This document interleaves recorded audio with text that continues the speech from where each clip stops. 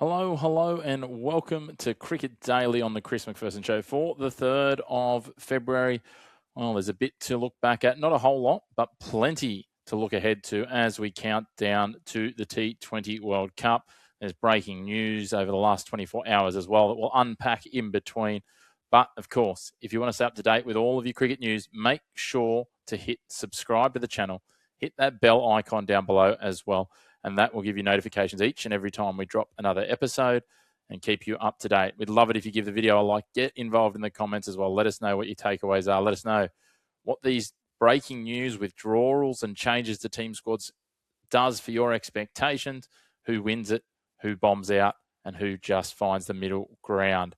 But let's get underway. Let's recap the handful of T20 World Cup warm-up games that occurred overnight. We'll start with Italy up against Canada. And look, to be fair, Italy looked reasonably well prepped. Coming off that series versus Ireland, you can see they're set now with these subcontinental conditions starting to find their way. And they got it done against Canada. JJ Smuts with 49 from 37 and Harry Manenti, 33 not out from 24, led the way, setting 156 for 4 as the total for Canada. For Canada to chase 157. Tight bowling then got them home by 10 runs as Canada could only reach 146 for 6. 5 bowlers taking wickets and getting the job done. That'll certainly build some confidence for the Italian side. They were bolstered in their final game of their series by Ben Manenti joining them after having played in the Big Bash final. He played alongside his brother Harry here, and they will look to continue with the likes of those guys, Mosca, Smuts and Stewart, leading the way for the Italians. An associate nation wasn't so good for overnight was the USA. India A taking on the USA. And look, there's not a lot to take here. No Indian World Cup squad players are in action here, but India A dominated a century with the bat. They absolutely piled on the pressure onto the USA, and all it did really was showing a real golfing class between what was essentially, outside of Ravi Bishnoi, a third-string Indian side in premise, and the USA. A lot of work for them to be doing in terms of closing that gap as they head into the tournament if they want to emulate what they did on home soil at the last T20 World Cup. And finally, Afghanistan, they got it done against Scotland.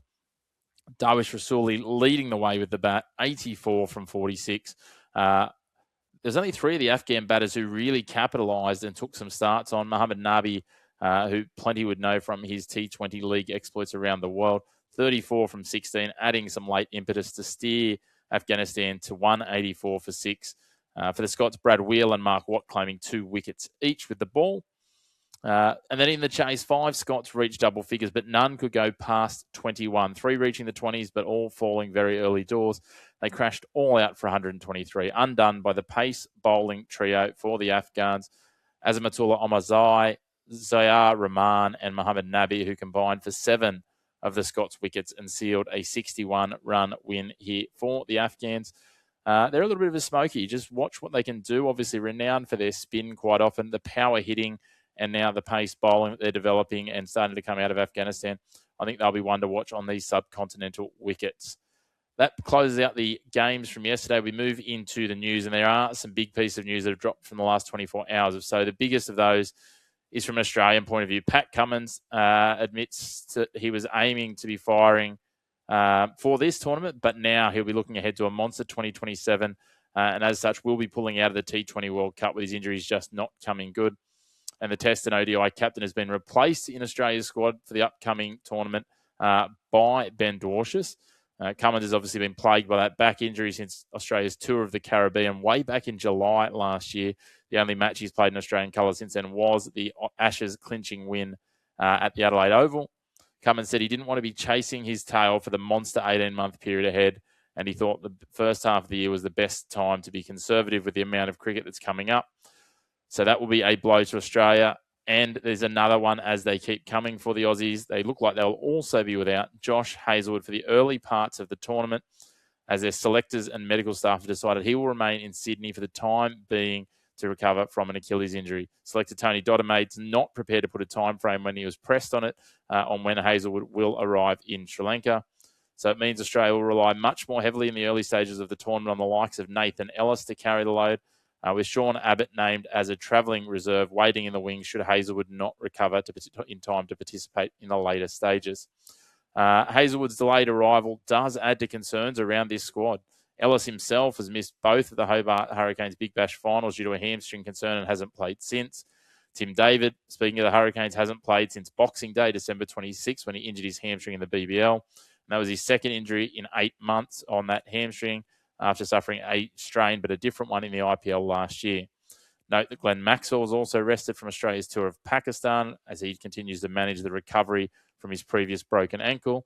And Adam Zampa was restricted on overs in the final match of Australia's 3-game series against Pakistan due to groin tightness. He also didn't bat, but Cricket Australia was stating that it was precautionary. Leaves a lot of question marks over this Aussie squad and their ability to go deep in this tournament.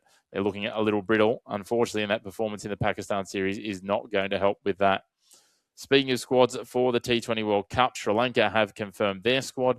They've recalled Kamindu Mendes and dropped Dhananjaya De Silva from their 15-man squad for the T20 World Cup that starts on Saturday. We saw Pavan Rathnayake made the cut, as has Eshan Malinga, who interestingly dislocated his shoulder in their match against England on Sunday and is rested from their third match, which we'll talk about a little later on. So the major talking point here is the return of Kamindu. He hasn't featured in the starting 11 in their T20s against Pakistan last month and was dropped ahead of the ongoing T20 International Series against England, surprisingly. But he's back on deck now with Dhananjaya making way after struggling to score an acceptable strike rate in his recent innings against England and Pakistan. So can Kamindu Mendes make a difference? Dhananjaya's utility with the ball was identified as a reason for his initial inclusion, but the fact that Kamindu is ambidextrous and can fill that role too, although he has been used rather sparingly, just 6 overs in 12 matches since the start of 2025. This selection, though, does also leave the door open for their left-arm spin all-rounder, Dunith Walalaj, to stake a claim for the playing 11. The 23-year-old is a little bit green when it comes to T20 cricket. He hasn't been as present in the T20 11 recently, despite making himself close to a fixture in the one-day international side since 2024. So some questions to be answered as we see how Sri Lanka takes shape early in this World Cup. We'll close that out for breaking news. We'll move into the look ahead. And first up, we've got the Under-19s World Cup, the first semi-final. Australia versus England. It does not get much better and bigger than this, certainly at any level, let alone Under-19s. Australia versus England, both unbeaten through their pool stages and the Super Sixes, with a place in the World Cup Under-19s final up for grabs. Both sides arrive at their semi-finals with 5 wins from 5 games, and for one of them, the dream run will end here with their first loss. For the other, a space in the final awaits. Australia, captained by Ollie Peake, have been ruthless. They topped their opening group, then powered through the Super Sixes by knocking over South Africa and the West Indies, and now stand just 2 wins away from defending their title, something only Pakistan have ever done previously at the under-19 level. England's path, it's been just as convincing. They stormed their group, including a massive total of 404 against Scotland. They beat Bangladesh and New Zealand, only missing top spot in the Super Sixes on net run rate. There is one subtle edge, though. England have played their last 2 matches at Bulawayo, which is the semi-final venue. For Australia, this is their first time playing there. As for the key names to watch, start with Ben Mays for England. The English number 3 is in outrageous form. Highlighted by 191 against Scotland, plus scores of 77 not out and 53, he's been the tournament's batting benchmark. Australia will counter with Nitesh Samuel, who's been dismissed just twice in 5 innings. Add in skipper Ollie Peake, who found form at the perfect time with a century against the West Indies late in the Super 6 stages, and the batting matchup is huge. Throw in with the ball, Australia's new ball pairing of Lackmund and Byram. They've been destructive, while England seam Manny Lumsden sits joint top of the wicket charts after a 5-for in their last game. The winner of this match will take on India or Afghanistan in the final after the second semi-final is decided tomorrow. And last but not least, let's go through those World Cup T20 warm-ups, the T20 games that are taking place. 6:30 tonight, we've got Sri Lanka versus Oman in Colombo. That's 6:30 Australian Eastern Daylight Time. 8:30 will be the Netherlands versus Zimbabwe, also in Colombo at the RPS ground. 10:30 will be Nepal taking on the UAE in Chennai. Looking forward to seeing how the Nepalese take to the conditions and get rolling in India. And then at 12:30, we have the final match of the Sri Lanka versus England T20 series. England lead the series 2-0. It is a set, for all intents and purposes, a dead rubber, but both sides will be using this to tune up ahead of the World Cup. England have already sealed the win. You'd expect squad rotation on both fronts. As we touched on before, Eshan Malinga will be out with a shoulder injury. Pramod Madashan will be the likely replacement for him. And look for England to rotate and manage their squad to avoid injury here. They'll be looking to get some time into some of those extended squad members, the guys that are in spots 12 to 15 in their squad list.